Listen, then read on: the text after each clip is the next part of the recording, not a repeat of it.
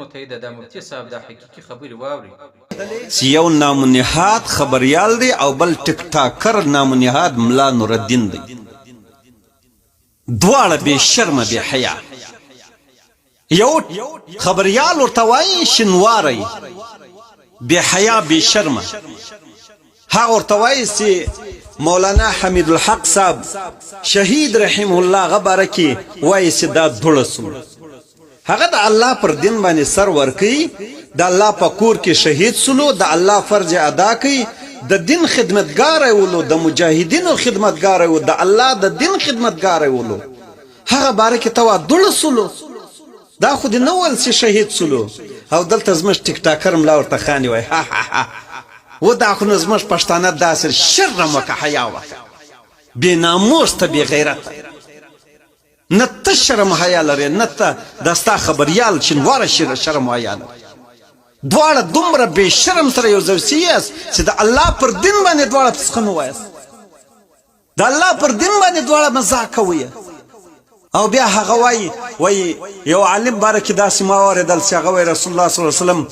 راغلی زموږ د مدرسې چوکیداری کوله او تو وای ته دا خو نو بازار دی دا خو نو یو سودا ده دا خو یو کاروبار دی څوک په بازار کې کاروبار کوي ملایان بیا لګیای مسجد کې کاروبار کوي تبه کاروباری تبه ټیک ټاکر یې تبه بے غیرت بے حیا به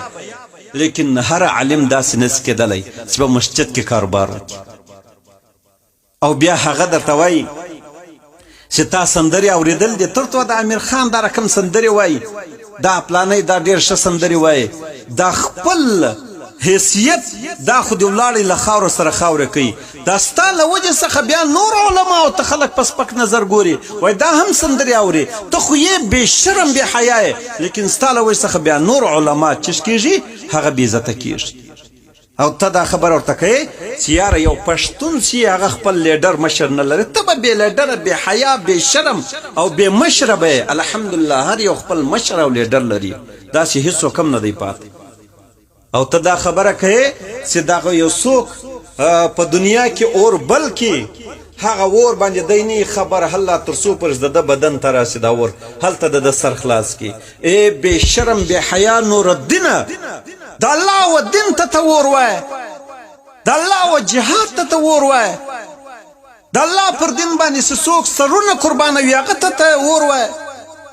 ستا ایمان ذره قدر ستا په وجود کې نسته ورسله یو سم عالمه پوښتنه وکړه ته خو نامنهاد ملا ته کسر ملا یې نه ته اغا صاحب یې نه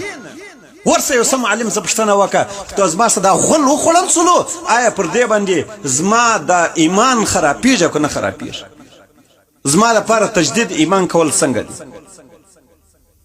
دا ستا حال سلو دا ستا حیثیت سلو په دنیا کې د ځان وشرموي میډیا باندې راسي کمې نخرې درڅه کېږي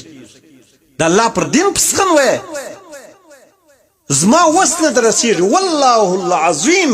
چې وس مې در ورسېږي سر دې در قلموم ستا او د شنوارو دواړو داسې مرګ روا دی لکه د یو مردار سپي سې مرګ روا دی ته الله پر دین باندې پسخن وایه د الله له دینه مذاق جوړ کړی دی او بیا د ابو هريره رضی الله تعالی عنہ روایت تر نقل کړه دا چیرې نقل شوی دی د الله د رسول په صحابه باندې دروغ ولوای بخاری شریف تا ګرځه په ځوان لیدل د کډ نه لیدل هڅه دروغ دی همیشه دروغ وای